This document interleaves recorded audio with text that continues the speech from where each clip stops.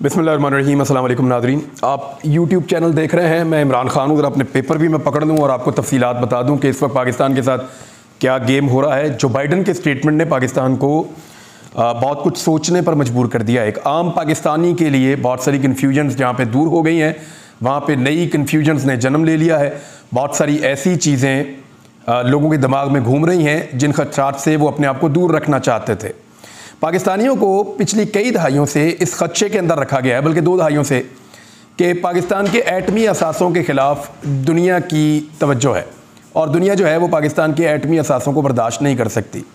पाकिस्तान के उलमा इकराम हों, पाकिस्तान की पॉलिटिकल पार्टीज़ हों, पाकिस्तान की सिविल सोसाइटी हो, पाकिस्तान के वकला हों, पाकिस्तान के हर शोबा ज़िंदगी से ताल्लुक़ रखने वाले लोगों को हमेशा से इस बात का अदराक है, ख़ास तौर पे ओवरसीज़ पाकिस्तानियों को भी, कि पाकिस्तान का जो एटमी सलाहियत होना वो दुनिया के बहुत सारे मुल्कों को पसंद नहीं है।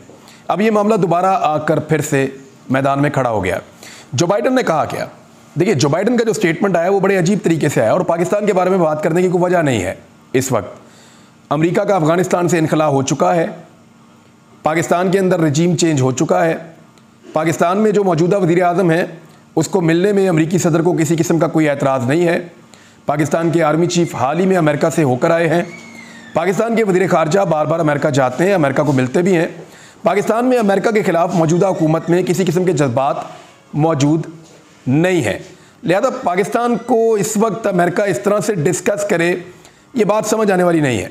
जो बाइडन अगर ये बात उस वक्त करते जब वज़ीर आज़म इमरान खान साहब थे तो बात समझ आती थी। लेकिन आप देखिए कि पाकिस्तान इस वक्त किन हालात से गुजर रहा है और उन हालात के तनाजुर में स्टेटमेंट को जब आप जोड़ेंगे तो आपको समझ आएगी कि जो बड़ा गेम हो रहा है वो क्या हो रहा है। जो बाइडन ने कहा कि दुनिया के खतरनाक तरीन ममालिक में एक पाकिस्तान है, उन्होंने पाकिस्तान को दुनिया का खतरनाक तरीन मुल्क करार दिया। इस बात को आप ज़हन में रख लें। दूसरी बात उन्होंने की कि पाकिस्तान एक ऐसा मुल्क है जिसमें अदम इस्तेहकाम है और उसके पास एटम बम भी है। एक ऐसा एटमी मुल्क है जो अदम इस्तेहकाम का शिकार है या जिसमें इस्तेहकाम नहीं है। ये 2 चीज़ों को अगर आप गौर से देखें तो वो ये क्यों कह रहा है और वो बताना क्या चाह रहा है।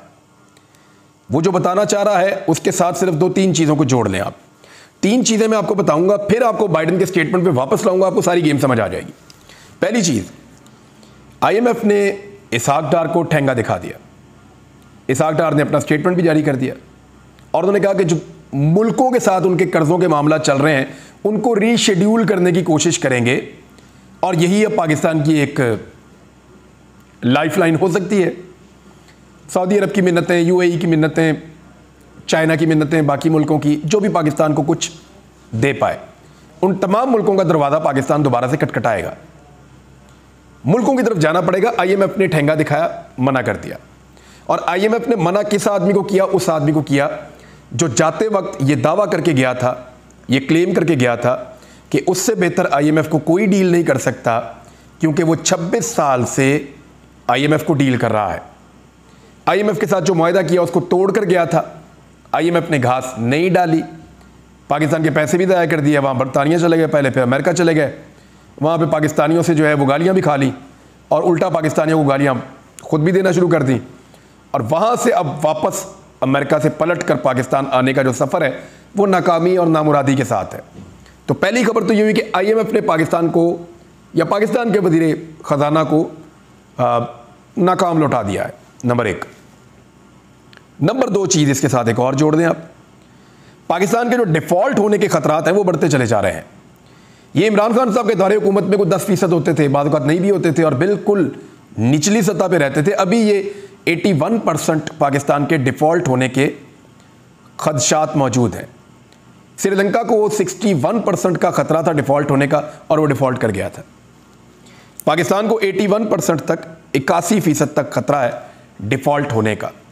अब तीसरी खबर ले लें, पाकिस्तान के जो सॉवरन बॉन्ड्स हैं वो गिर गए हैं 60% तक इंपोर्टेड हुकूमत आने के बाद, और $30 से $35, $35, $36 यहाँ पे ये इस वक्त रेट कर रहा है। इतना गिर चुका है, जो 110 तक हुआ करता था। ये भी इसी इंपोर्टेड हुकूमत ने किया है। तो दुनिया भर के इकोनॉमिस्ट और उनके इदारे वो ये कह रहे हैं कि पाकिस्तान खुदा न खास्ता डिफ़ॉल्ट के करीब पहुंच गया है। अब अमेरिका अपनी तैयारी कर रहा है ये वो खदशा है जो पाकिस्तानियों को हमेशा से था कि अगर कभी भी पाकिस्तान दिवालिया होता है, खुदा न खास्ता, अगर कभी भी पाकिस्तान डिफ़ॉल्ट करता है, तो दुनिया पाकिस्तान के साथ जब बैठ के सेटलमेंट करेगी तो दुनिया पाकिस्तान से क्या मांगेगी। बहुत सारे लोग इसके ऊपर तज्जिया कर चुके हैं। ये जो लोग तज्जिया कर चुके हैं ये बड़ा खौफनाक है। मैं इसके हक़ में कभी नहीं हूँ और अल्लाह ना करे कि कभी ऐसा कुछ हो, लेकिन जो पॉसिबिलिटीज़ हैं जो डिस्कस होती रहती हैं वो मैं आपके सामने रख देता हूँ। चंद चीज़ें हैं जो दुनिया पाकिस्तान से चाहती है।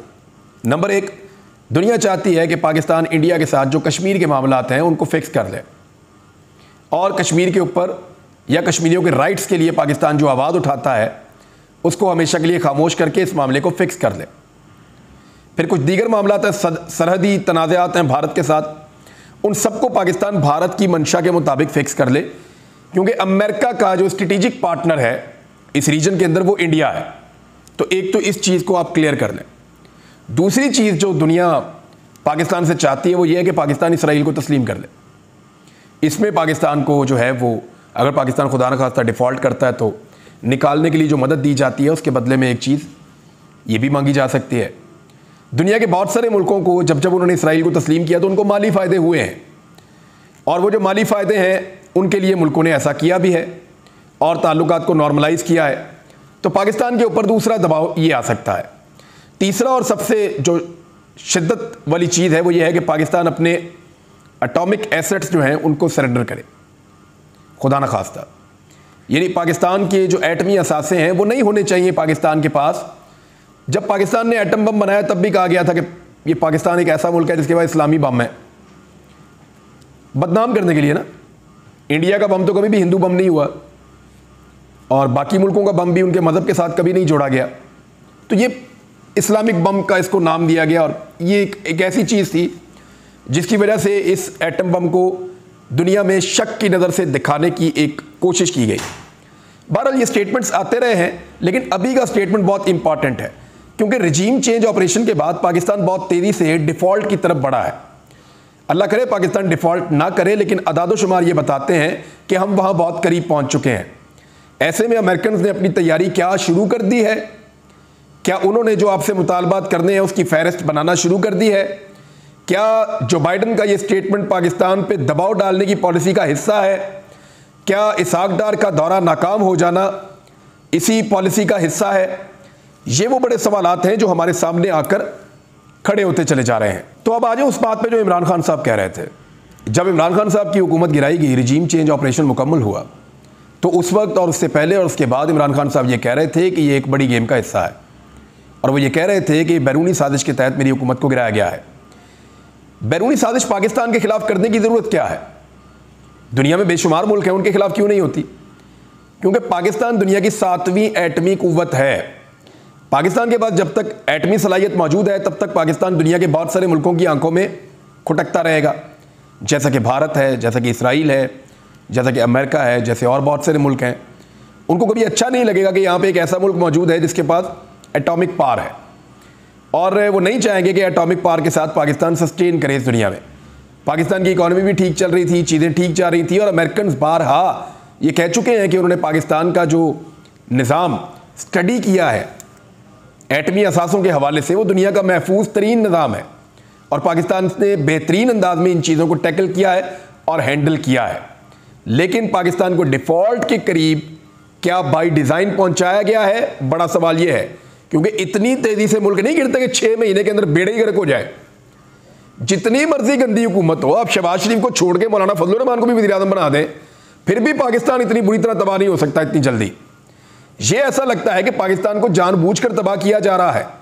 ऐसा लगता है कि हमारी इकॉनमी को जानबूझकर डबोया जा रहा है, और उसको डबोने के बाद अब उन मुतालबात की तरफ पाकिस्तान को बढ़ाया जा रहा है जो मुतालबात बड़े लंबे अरसे से दुनिया की ख्वाहिशात के अंदर जो है वो पनप रहे थे, और उनको लगता था कि पाकिस्तान को पाकिस्तान की एटमी सलाहियत से महरूम करना, भारत के साथ पाकिस्तान के मामलात को भारत की मर्ज़ी के मुताबिक तश्कील देना, और फिर इसराइल को तस्लीम करवाना फ़लस्तीन के मसले के हल के बगैर। देखिए, पाकिस्तान को प्रॉब्लम तो कोई नहीं होगी, दुनिया के बहुत सारे मुसलमान मुल्क हैं वो इसराइल को तस्लीम करते हैं, लेकिन पाकिस्तान का मसला ये है, और पाकिस्तान बात ठीक करता है, और ये कायद-ए-आज़म मोहम्मद अली जिन्ना का एक मौक़िफ़ था कि कुछ भी हो फ़लस्तीनियों को उनका पहले हक़ मिलना चाहिए।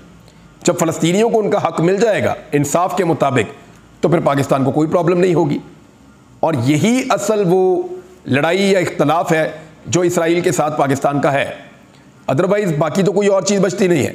अब इसमें जो है वो हमारे आर्मी चीफ अभी अमेरिका गए थे, शहबाज शरीफ साहब जो बाइडन को मिलकर आए, बड़ी मुस्कुराहट वाली बड़ी अच्छी तस्वीरें उन्होंने शेयर की हैं और दावा कर रहे थे कि हमने अमेरिका और पाकिस्तान के ताल्लुकात को बचा लिया है। बिलावल ने अपनी वजारत खारजा का एक लंबा टाइम अमेरिका में गुजारा है। ये सारा कुछ क्यों किया गया? क्या अमेरिका पाकिस्तान से कुछ मनवाना चाहता है? क्या हाल ही में पाकिस्तान कोई ऐसा बड़ा फैसला करने जा रहा है जिसको अमेरिका मनवाना चाहता है? ये चीज़ें भी नज़र रखनी पड़ेंगी।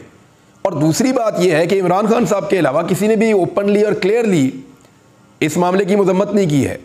इमरान खान साहब ने तो क्लियरली कहा कि अमेरिका नहीं चलाएं जब भी लड़ाई की है। एटम बम बनने के बाद से लेकर पाकिस्तान ने कितनी जंगें की है? अमेरिका ही नहीं किया ना जो किया है। जंगें तो सारी अमेरिका की है, लड़ाइयाँ तो सारी अमेरिका करता है। तो इमरान खान साहब ने वापस उन्हीं की ज़बान में उनको जवाब दिया है जो असल में तरीक़ाकार है। लेकिन इंपोर्टेड हुकूमत की जानिब से बड़े कमज़ोर और लूले लंगड़े बयानात आ रहे हैं। कुछ बयानात तो इस तरह के आ रहे हैं, पीडीएम की हुकूमत के वज़रा की जानिब से, इवन वज़ीर ख़ारजा के कुछ बयानात मैं पढ़ रहा था, वो ऐसा लग रहा था कि पाकिस्तान का नहीं अमेरिका का दिफा किया जा रहा है। कुछ नून लीगियों ने जज्बाती होकर पहले ट्वीट कर दिए और बाद में डिलीट कर दिए कि अमेरिका के खिलाफ ट्वीट जो है वो नहीं करने चाहिए, उनको डिलीट कर देना चाहिए। लेकिन इमरान खान साहब ने ना सिर्फ ट्वीट किया बल्कि मैंने आज उनका इंटरव्यू किया और उस इंटरव्यू में भी उन्होंने बड़ा खुलकर इस इशू के ऊपर बात की है। और खुलकर उन्होंने कहा कि यही तो रजीम चेंज ऑपरेशन के बाद मैं जो पहले बात कर रहा था, जब मुझ पर कहा गया कि आर्टिकल 6 लगा दें इनके ऊपर, तो तभी मैं ये बात कर रहा था। अब मैं ये जानना चाहता हूं कि क्या गमो गुस्सा है इस बारे में पाकिस्तान में? यानी कोई बंदा कोई स्टेटमेंट दे दो तो बहुत गमो गुस्सा आ जाता है पाकिस्तान में, लोगों को, अवाम को, इदारों को।